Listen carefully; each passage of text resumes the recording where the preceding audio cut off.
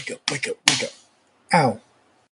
You're the only person that hasn't laughed at that yet. Yeah, I don't laugh at the slappy slap. Ha ha ha. This Transformers Tuesday, it's a can't-miss podcast that transforms your world. Just saying. This is Optimus Prime, and you're listening to All Things Transformers.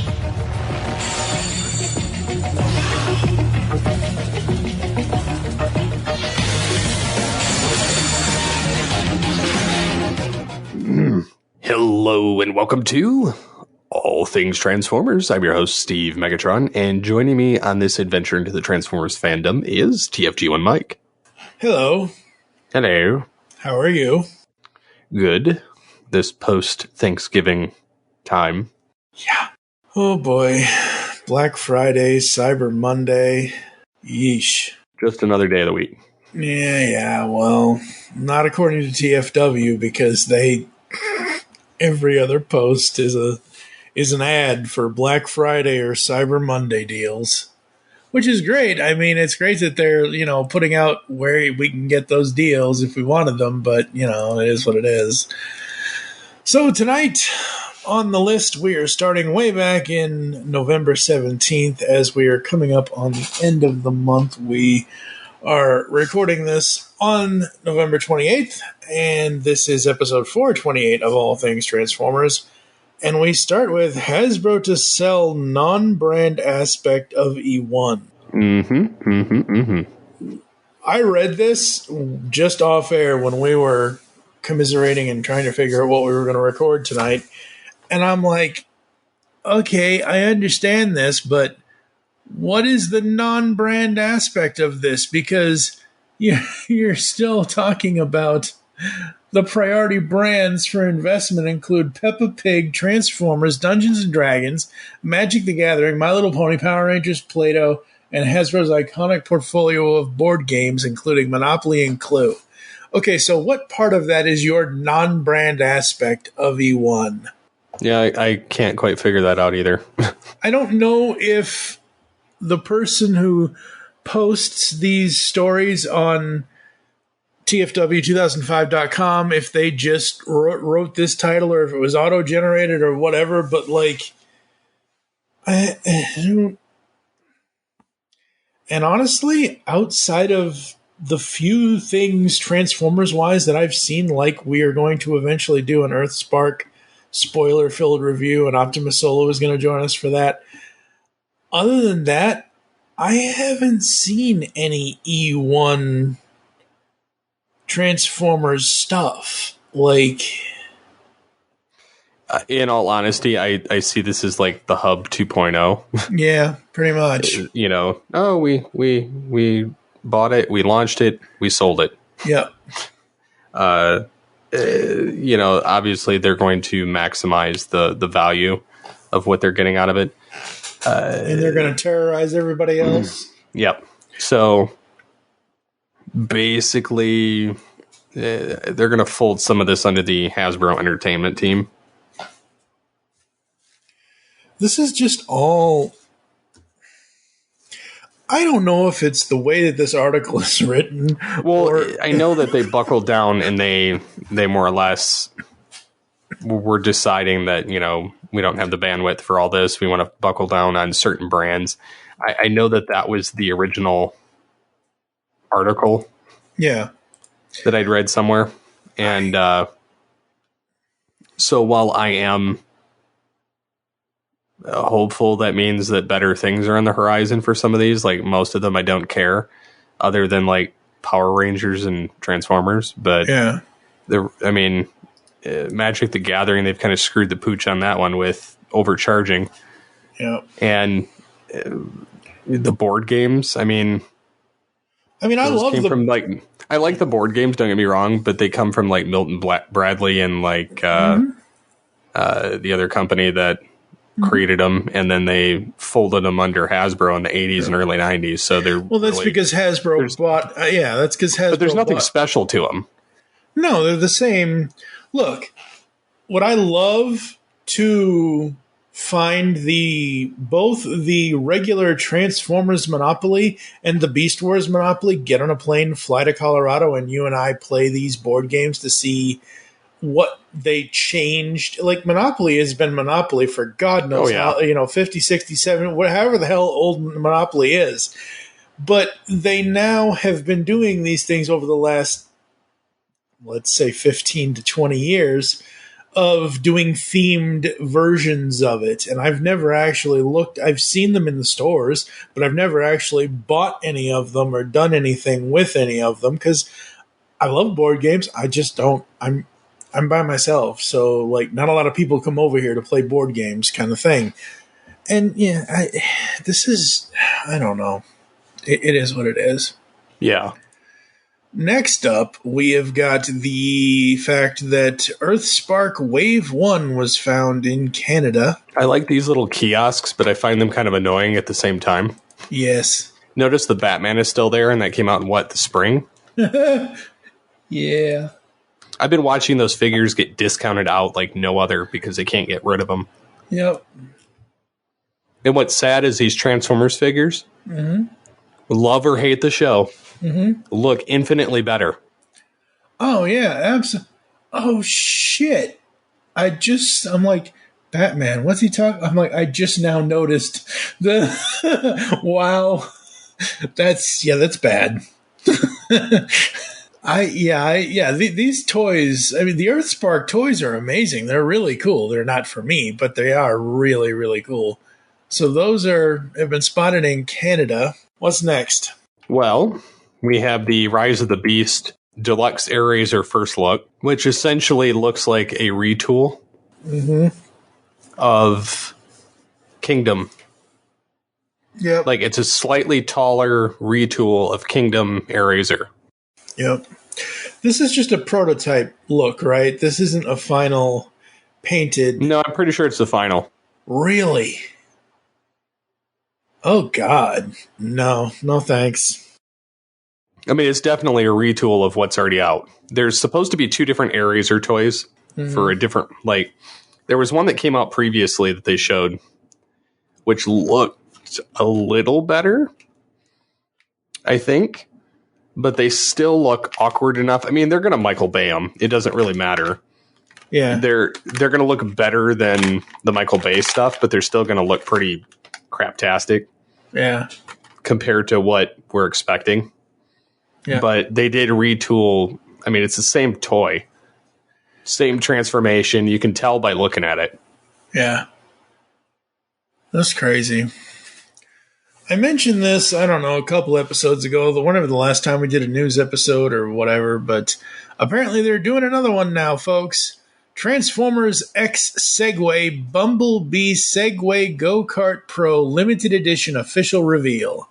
The official Segway website have revealed their second product of the new Transformers crossover Segway collaboration, following the Megatron GT. That's right, the Megatron GT2 Super Scooter. God. Now they present us the Bumblebee Segway Go-Kart Pro, featuring a special deco inspired by the yellow Autobot Scout. Bumblebee Segway Go-Kart Pro, stopping Decepticons, is cruising cool.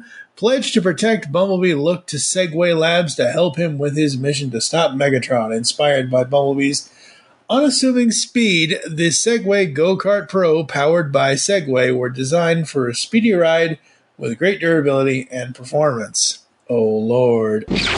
Oh, hell no. Hell no. I know Segways are expensive, but hell no. You can order it now via the Segway website for $2,299.99 and ready to ship. Hell no. Hell. I don't care enough. I know you don't care enough, and that's fine, but Segways to me are lazy people ways of getting around. well, I walk. Well, you know, I'm old, I'm fat, and I'm disabled, so I have to use a cart in the grocery store, one of the motorized ones, but that's just me. But this is just this is not like a motorized basket cart from Walmart. This is like, I'm looking at these pictures and I'm like, Almost $2,300 for this? No thanks. Yikes. That's no. All right. Next up for me, this is very cool, and I wish I got to look at these images better, but official The Transformers print set and screen print announcement via the More Art Gallery and Spainters Collective Instagram accounts have made an official announcement of some new official The Transformers print set and screen print. These are a special collaboration between More Art Gallery and Spainter Collective, which offer us 4 18 by 24 archival pigment prints as matching hand-numbered set each, and very impressive 36-inch by 12-inch screen print variant on red foil, both in editions of only 100 pieces worldwide. The prints feature the following G1 characters and artists: Bumblebee by Alberto Reyes, Optimus Prime by Ruiz Burgos, Megatron by Aurelio Lorenzo, Starscream by Sanios. I'm sorry if I screwed that up. Red foil screen print with separations by Sanios. Alright, I'm looking at these and they look really cool, but I don't know. Now, if I had them all, like the red foil, is it the second to, it's the image right after Starscream where it's all of them put together. Mm-hmm. That looks really cool. I would love that. That is a great mural. But individually,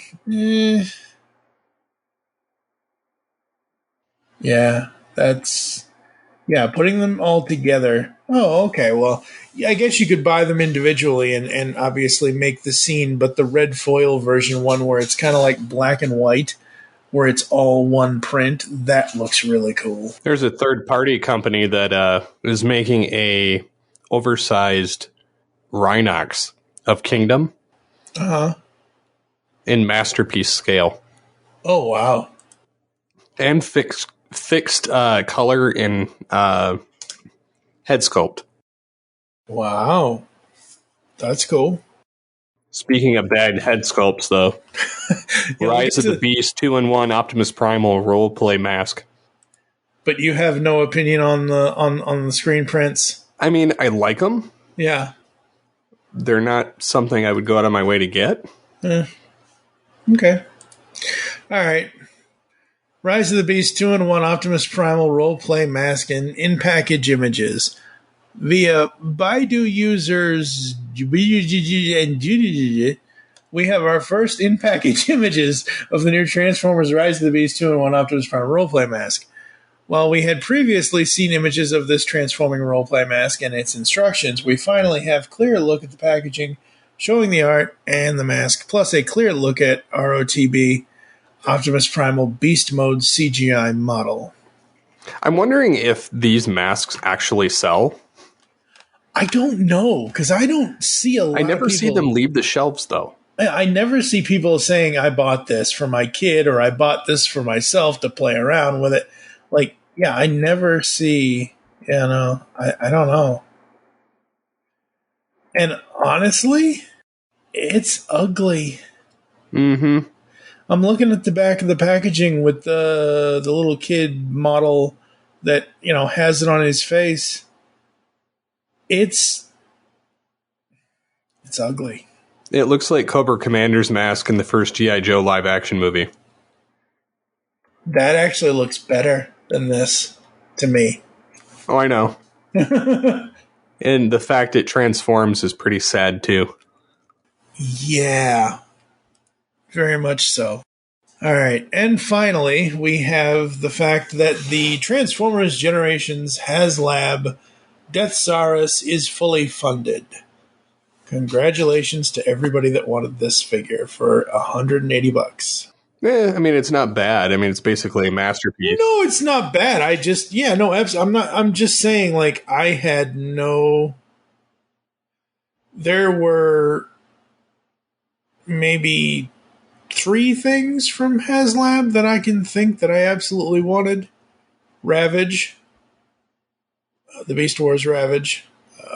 and the limited edition all purple Galvatron, and there was something else too. I don't remember what it was. Oh, the white Soundwave that I talked about a couple weeks ago. Yep. So you got any other news, or is that it? There's the international sightings. The only thing I wanted to bring up from that was that they're having canine and iguanus reissues from Beast Wars. Okay. Which I think is cool. I wouldn't mind getting my hand on canine. I already have iguanus, the original one, so I don't really care on that front. But I think it's cool that they're selling him anyway, despite that he's like quadruple the cost. Yeah. And then I find it interesting, Classic Heroes team, which is normally the Autobot equivalent of Rescue Bots leftovers. Right. They have 2 Megatrons. One of them is a tank. And one of them is a alligator, like green alligator. Oh, very cool. Which I find very, very entertaining because the original first Beast Wars Megatron was an alligator. Yep. Which I wish they almost would redo that figure in a deluxe. Yeah. Just because I'd love to see it. Yeah. Okay, so you're between the two of us. I mean, I'm not a Beast Wars Megatron expert, but I know my shit when it comes to Beast Wars Megatron for the most part. Look at all of his transformations, all of his changes from season 1 of Beast Wars to the end of Beast Machines. Okay? In that span of everything that he turned into, I cannot hear that voice coming out of an alligator's mouth or whatever the head would look like for the alligator. I just can't hear David Kaye as an alligator as Megatron. That would. Well, I mean, Optimus Primal was a bat. Yeah, no, I know. Like, you know, that's no. Like, it's too weird. I mean, I love that they're doing it because they're paying homage to what might have been. I think that's very cool. But well, originally when they scoped, they created it. Optimus Primal and Megatron were supposed to be the originals, right? And then they kind of created their own new mythos when Beast Wars started, and they're like, "Yeah, we're throwing all that out the window." Yeah. But no, I mean, I like the idea. It could be an interesting, basically, way of bringing. Well, for instance, look at the IDW. Yeah. Because technically, Megatron reappears after. Yep. Everybody, and so think about it: if he would have became an alligator to hide out, we could work. Yeah, no, I'm not saying it couldn't. It absolutely, you could do anything in that comic if we still had that comic, but sadly we don't. But yeah, so that's part of it. Also, the other cool thing is Transart has Rat Trap coming out. Very cool, very cool. They've also got, in addition to the Black Arachnia and Cheetor, they have Transmetal 2 Dinobot coming out. Nice. And what I find amazing is the level of detail they dump into these figures. I know I should be like a paid mouthpiece for these, but yeah. So Primal, the Transmetal Primal is like about 8.5 inches tall, and then Transmetal Cheetor is about 7. Optimal Optimus is 9.4. And then Transmetal Megatron is 10.2. Nice. So he's already bigger. What I noticed is, luckily I have it. Yeah. Because they cancel the LED eyes. Right. Yeah. On future ones, and so they give a free sticker to replace the eyes and the chest piece, which never lit up anyway. Right. And you just put it on there. And actually, what's funny is if the eyes light up and you have the sticker on the eyes, it it means that his eyes just glow around the sticker and through part of the sticker, but it just amplifies the sticker that's there. And then when the lights go out, his eyes still shine and shimmer from the sticker. So it adds to the nice aspects of it, instead of having dead eyes when he's not turned, when the lights aren't turned on him. Right. Yeah. So it's, it adds to the aesthetic, and that's cool. Mm-hmm. Rat Trap is like almost 6 inches tall. And then Black Arachnia is shorter than Transmetal Rat Trap, which seems like an odd choice because I think she was taller. Can't recall, but I remember her being about Silverbolt's height, and Silverbolt was taller. Well, she's not. She's a little bit, if I remember correctly, and I'm going off the show memory, not the toy memory. She's a little bit shorter than Silverbolt, but Rat Trap is definitely shorter than Black Arachnia. Yeah, so it was just a weird choice there, just like Megatron being huge compared to Optimal. Yep. And then they have Transmetal 2 Cheetor, which is 8.5 inches tall, which it's about par for the course, but he's still too tall for their Optimal, which everybody's complained is too short. And then this is the kicker, like the only one I'm interested in out of these three of Black Arachnia, Cheetor, and Dinobot in their Transmetal 2s is Dinobot, and he's the same height as Megatron. And I'm like, that doesn't work. Nope. I'm like, if it was like as tall as like Masterpiece regular Cheetor, like 7 inches tall, okay.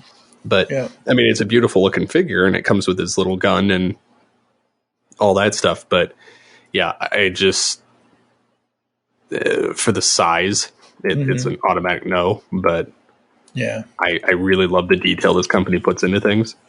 Yeah, no, they do some great stuff. It's pretty sad when Hasbro won't even put the work into Beast Wars Masterpiece, but yet third party is doing it and knocking it out of the park. Yep. So, yeah. So, I mean, that's pretty much what I got going on. And then waiting for, there's been a couple of third party upgrades for like Inferno, where they've got a couple of options. One of them is they gave him his big giant fire gun because, again, he didn't come with it. The other thing is there's been some add-ons where a third-party company made a plug that bends. So basically, you can turn his jet cannon that they have mounted on top of the Ant mode and Beast mode. They have a spot where you can mount it in the actual thorax of the back end of the Ant and hide it. Oh, very cool. And it's just a bendable part, but it also converts so that you can use it to add on to the gun aesthetic of it in robot mode, if you so choose.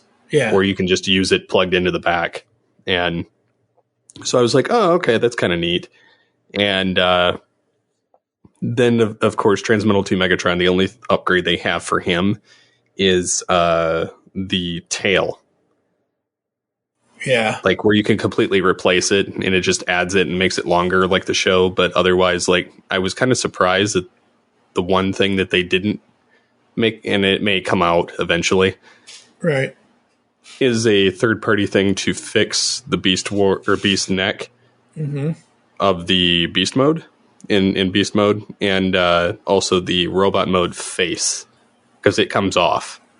Yeah. So I'm waiting for somebody to have a replacement. Yep. So for me, I'm okay. I have my Jada Nano Metal figs. I have Series 1, I have Series 2. I don't know if they're going to do a Series 3 with the Transformers. I'm looking at that. Obviously, I'm waiting for more Transformers Funko Pops that are not the NFTs, because the NFTs are extremely difficult to get, and I don't like the. And I should qualify the NFT redeemable ones. There's only, out of all the ones they have for Transformers, there's 3 that I want: the Hot Rod, the Gold Optimus Prime, and the Devastator. But NFT. So I'm looking into other things and other whatevers, and I'm pulling out all this stuff as I'm still unpacking. I've been in this apartment since June of this year, and I'm still like setting things up and getting furniture here and whatever else and all that. And so I pull out all my posters and I get 3 framed. So I had the 2. I was lucky enough. I actually sold one of them to Jason Duvall of Toy World Order. I sold him the DVD, Blu-ray, whatever. But originally I had bought the special edition movie version, Transformers the movie, from Shout Factory, and they're like, "Oh, here's a poster. Here's a Hot Rod poster done by Matt Ferguson." I'm like, "Oh, awesome, very cool." Well, I now have a Blu-ray player. So I went back to Shout Factory a couple months ago, and I'm like, "Oh, do they still have?" No, they don't. They just have the regular version. That's fine. I don't need the Steelbook version. That's okay. So the regular version still came with the regular poster. So I was able to get both Shout Factory posters. That's cool as hell. And I have those framed. I finally got my... it's from Camilo Art. I'm sorry, Camilo, if I'm screwing your name up. He did a art print with Jamie Johnson. It's a homage to the Turtles in Time video game character select screen. Nice. So I finally got that. Yeah, I finally got that framed. And I pulled out my 24 by 36 or 24, 27. They're bigger posters of the ones I've had for years, the TFTM poster and the Transformers Generation 1 poster that I have. So I've got that, and I'm just kind of figuring out where I'm going to put all this stuff and whatever else and all that. And I also finally got, and I cannot believe this, but my buddy Joe Reed, who has done all the IDW TMNT comics with me, he either bought it off their website or he went or a couple of years ago, San Diego, it was before the pandemic, San Diego Comic-Con, IDW had this issue 46 to 50 of IDW's TMNT was all this, like, build a figure, but it was all this, it's like those prints I was mentioning. If you put them all together, they make one big mural. Well, the covers for this, done by Santaluco, all make one big image, and they had art prints of that. And I was like, "Oh my God, Joe, I would die if I could have, I would love to have that." So he got it for me. But not only did he get it for me, I've interviewed this guy. We've interviewed him like 2 or 3 times. Bobby Curnow, who is the chief turtle editor at IDW, or at least he was. I think he still is. Bobby Curnow, Tom Waltz, the writer, and Kevin Eastman. I have their signatures on this poster. Oh, nice. Yeah, so that's the next thing I'm going to be getting framed. So yeah, I've had that. I've had the Turtles comic poster. I've had that in a tube for like 4.5 to 5 years now, however the hell long ago it was. But so I finally pulled that out, and yeah, I'm just kind of restructuring, reorganizing, all that good stuff, and haven't really. I've still got, like you said, you have pre-orders waiting. I have pre-orders waiting for the Core Class Sound Blaster and they did I think I mentioned this because I remember I just looked at the last news post we did and it was in there. So the 30 MDLX Rodimus, I have a pre-order in for that, so that's going to be cool. But yeah, I'm not really. Other than those things which are like a few months out, it's holiday time. I'm kind of winding down. I've got several things in the works. I'm at the point where December 8th will be 15 or 14 years that I've been doing this, and I'm not in any rush anymore. Like, I love when we record and we have fun and whatever else. After the fact, I'll edit it when it'll get edited when it gets edited, unless it absolutely has to come out tomorrow or whatever. I'm very much slowing down in my old age of 42 and 7/8. And I'm I'm really digging it. I'm not trying to spoil I don't want us to get into the whole EarthSpark review thing here, obviously, but I kind of like it's.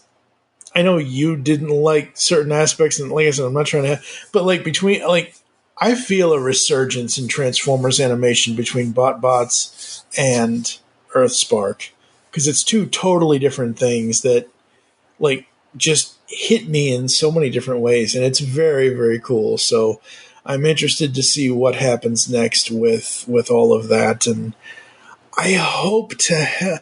I don't even know if High Moon Studios is still around, but I want to. Oh, they're still around, but they don't have the license anymore. Well, they need to get the license back because I want another. Like, I want the Siege of Cybertron or the what? Like, So, yeah, I don't know. What else we got? We got anything else, or we kind of? Well, I'm waiting for my Transmetal 2 Megatron to show up so I can custom repaint it. This is the dragon, right? Yep.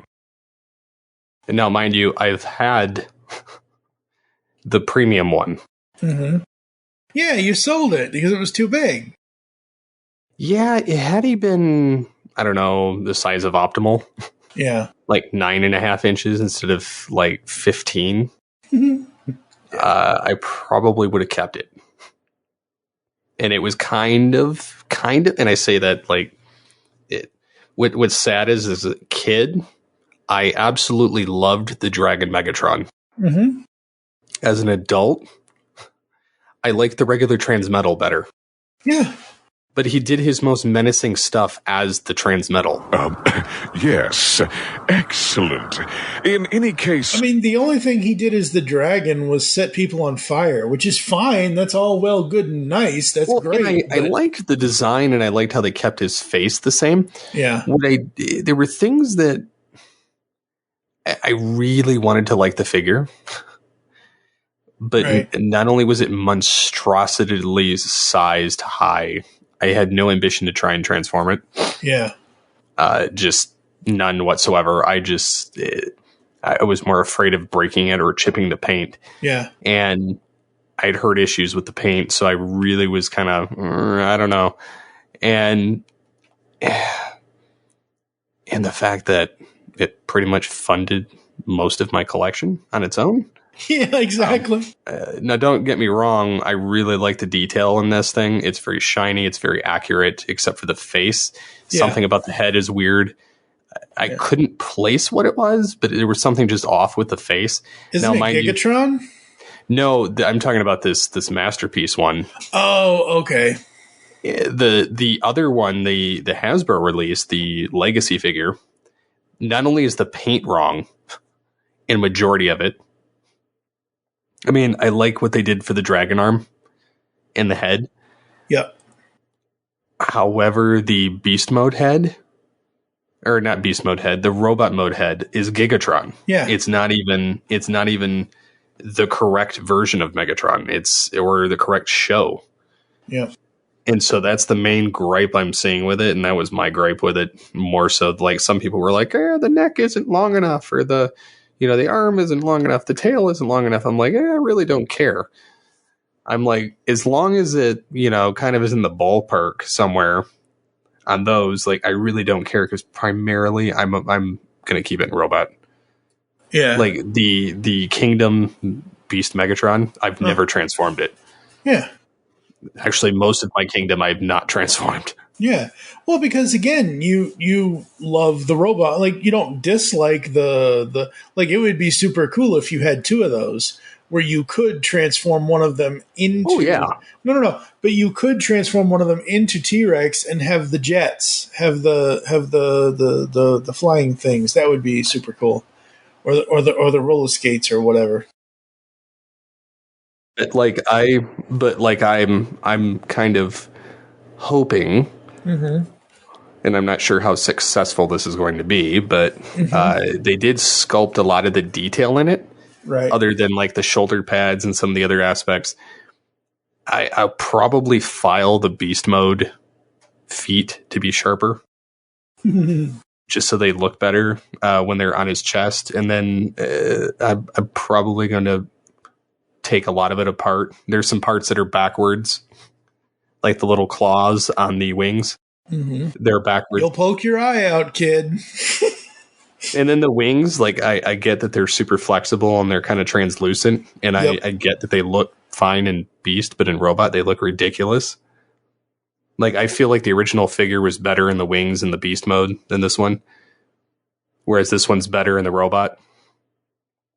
So my goal is I'm going to take the wings off and spray paint them all gold and shine this thing up.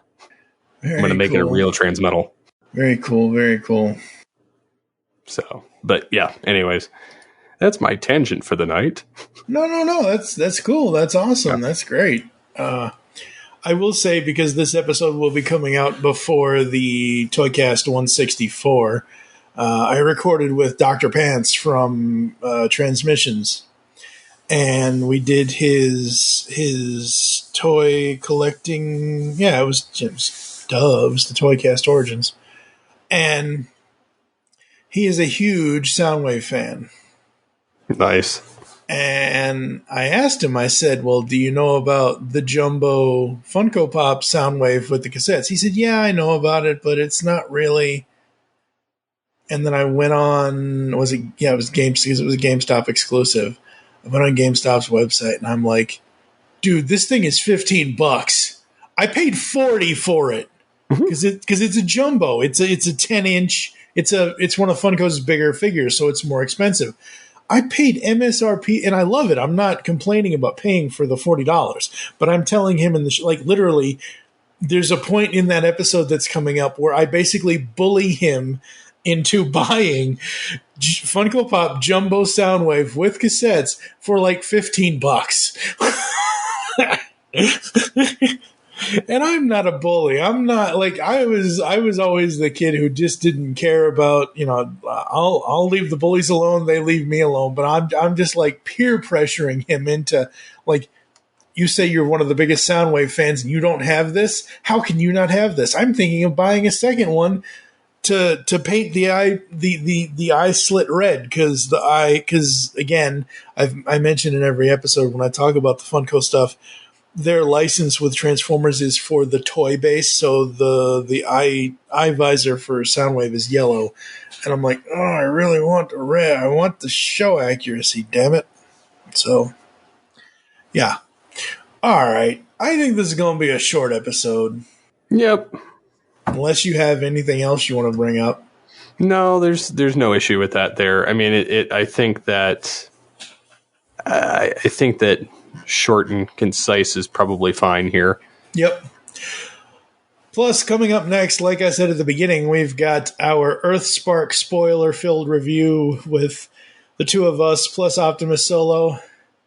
And then after that, folks, it's the Winter of Bayhem. Oh boy, are you ready? I don't know if I'm ready. We'll find out. We'll find out. Well, we're starting with the best and ending with the worst. So at least it starts off good with Bumblebee and then goes into the shit. It kind of devolves from there. Yeah, pretty much. Pretty much. All right, Megatron, you want to take us out of here? Or do we want to do socials, or what do we want to do to close this thing out? So you can get a hold of me on the Twitters at SCP21 and yourself, sir. I'm at TF2 and Mike. You can also follow at All Things TFV3 and at Geekcast Radio. So until next time, transform and transcend. And be sure to drink your Ovaltine. Ovaltine, Megatron? Yes, don't you have the decoder? I thought you were going to come bursting through a brick wall with Kool-Aid Man. Oh, no. We'll catch you next time, folks. Ah, my happy little band. Eager to begin another glorious Predacon day, are we? Yes.